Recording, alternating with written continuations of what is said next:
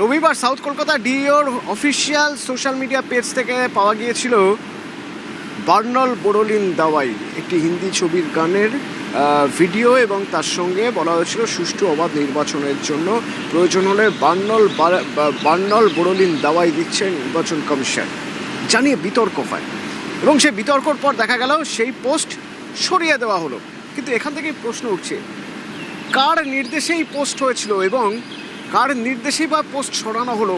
শুধু তাই নয়, রবিবারের পোস্ট জানিয়ে বিতর্ক হওয়ার পর সোম মঙ্গল বুধ পার করে বৃহস্পতিবার পোস্ট সরানো হলো। এত দেরি কেন? ভাষার প্রয়োগ দেখুন, বলছে গরমে পুড়ে যাবে, যদি জ্বলে যায় বার্নল রেখে দাও, বোরোলিন রেখে দাও, এই সমস্ত সার্কুলার ইউজ করা হয়েছে। কাদের এত ভয় দেখাচ্ছেন, কাদের এত চমকাচ্ছেন?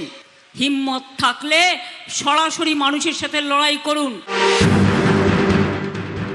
গত রবিবার সোশ্যাল মিডিয়া একটি পোস্ট করে নির্বাচন কমিশন, তাতে বার্নল বোরোলিন দাওয়াই দেওয়া হয়। এই পোস্ট ঘিরে জোর শোরগোল পড়ে যায়। এরপরে বৃহস্পতিবার সোশ্যাল মিডিয়া থেকে পোস্টটি প্রত্যাহার করে নিল নির্বাচন কমিশন। কিন্তু অনেকেরই প্রশ্ন, পশ্চিমবঙ্গে ভয়মুক্ত ভোটের বার্তা দিতে কেন বার্নল বোরোলিন পোস্ট করা হয়েছিল? কমিশনের সোশ্যাল মিডিয়ায় এই পোস্টটি কার নির্দেশে করা হয়েছিল? ডিও কলকাতা দক্ষিণের সোশ্যাল মিডিয়ায় পোস্টটি করা হয় রবিবার, সেই পোস্ট প্রত্যাহার করা হলো বৃহস্পতিবার। পোস্ট প্রত্যাহার করতে কমিশনের এত সময় লাগলো কেন? ঘটনার সূত্রপাত গত রবিবার সোশ্যাল মিডিয়ায় পোস্ট করে নির্বাচন কমিশন। ভয়মুক্ত ভোটের বার্তা দিতে উল্লেখ করা হয় বার্নল বোরোলিনের। কমিশনের পোস্টে লেখা হয়, সকল মা ভাই বোনদের আমন্ত্রণ জানাচ্ছি, আপনারা ভয়মুক্ত হয়ে ভোট দিন। এতে কয়েকজন রেগে যেতে পারেন, জ্বলে যেতে পারেন। গুন্ডা, দাগি অপরাধী এবং দুর্বৃত্তরা সাবধান হয়ে যান। পর্যাপ্ত পরিমাণে বার্নল এবং বোরোলিন সঙ্গে রাখুন। উত্তাপ এতটাই তীব্র হবে যে ভেতর থেকে পুড়ে যাবেন এবং সেই স্মৃতি সারা জীবন মনে থাকবে। আমরা ভোটারদের নিশ্চিত করছি, এবারের ভোট হবে হিংসামুক্ত, ভয়মুক্ত, প্রলোভনমুক্ত, ছাপ্পামুক্ত, বুথ জ্যামিং ছাড়া, সোর্স জ্যামিং ছাড়া।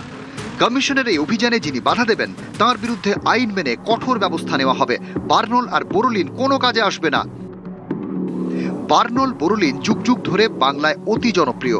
বাংলার ঘরে ঘরে তারা জায়গা করে নিয়েছে। পুড়ে গেলে বার্নল আর বোরোলিন তো বঙ্গজীবনের অঙ্গ। জীবনের ওঠাপড়া যেন সহজে গায়ে না লাগে। এই বার্নল বোরোলিনেরই দাওয়ায় দেয় কমিশন। ভাষার প্রয়োগ দেখুন, বলছে গরমে পুড়ে যাবে, যদি জ্বলে যায় বার্নল রেখে দাও, বোরোলিন রেখে দাও, এই সমস্ত সার্কুলার ইউজ করা হয়েছে। কাদের এত ভয় দেখাচ্ছেন, কাদের এত চমকাচ্ছেন? হিম্মত থাকলে সরাসরি মানুষের সাথে লড়াই করুন।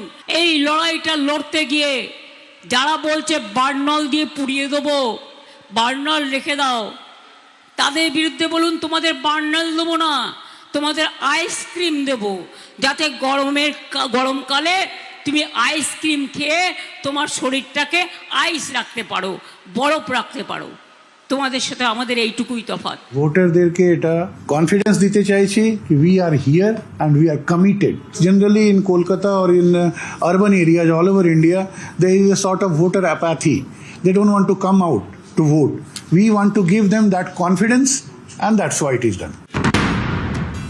কলকাতা দক্ষিণের ডিওর থেকে মঙ্গলবার লিখিত রিপোর্ট তলব করেন রাজ্যের মুখ্য নির্বাচনী আধিকারিক। এরপরই পোস্ট প্রত্যাহারের নির্দেশ দেওয়া হয়। বৃহস্পতিবার বার্নল বোরোলিন দাওয়ায় প্রত্যাহার করে নির্বাচন কমিশন।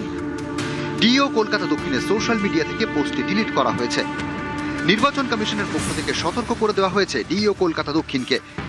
ডিওর বক্তব্য, কোনো ভোটারের আবেগে আঘাত আনা উদ্দেশ্য ছিল না। কিন্তু অনেকেরই প্রশ্ন, কার নির্দেশে কমিশন এভাবে বার্নল বোরোলিন দাওয়াইয়ের বার্তা দিয়েছিল এবং সেটা প্রত্যাহার করতে এত সময় লাগলো কেন? নিউজ 18 বাংলা। কমিশনের বার্নল বোরোলিনের দাওয়াই যখন নেটওয়ার্ক 18 রিটারিস্ট বিশ্ব মজুমদারের সঙ্গে এক্সক্লুসিভ সাক্ষাৎকার, সেখানে মমতা বন্দ্যোপাধ্যায় এই প্রসঙ্গ টেনে বললেন তার বদলে তারা আইসক্রিম দেবেন। এই যে নির্বাচনী আধিকারিক যেভাবে এই ধরনের কমেন্টস করছেন, বার্নল, বোরোলিন, আইসক্রিম, আপনার প্রধান প্রতিপক্ষ কি এবার? আমি বার্নল বড়লিন বলিনি, ওটা ওরা বলেছে, আমি বলেছি আইসক্রিম দিয়ে ঠান্ডা করে দেবো। আমি সেটাই তো বলছি। আমি যে আইসক্রিম খান গরমে ঠান্ডা হবে। হ্যাঁ। বড্ড অত্যাচার করছে, স্বৈরাচারীর একটা লিমিট আছে। আমি 7-7বার এমপি হয়েছি, 3বার বাংলা থেকে মানুষ জিতিয়েছে, আর একবারও আমি আশা করি জিতবো। তো আমার জীবনের দীর্ঘদিন আমি সংসদ পেরিয়ে এসেছি, আমি অনেক প্রাইম মিনিস্টার দেখেছি, অনেক গভর্নমেন্ট উত্থান পতন দেখেছি। এইরকম একটা ভিন্ডিকটিভ গভর্নমেন্ট, মানে মানুষ বিরোধী গভর্নমেন্ট, গণতন্ত্র বিরোধী গভর্নমেন্ট, ভাগাভাগি গভর্নমেন্ট, দেশ মানে নিজেদের স্বার্থে যা ইচ্ছা করতে পারে।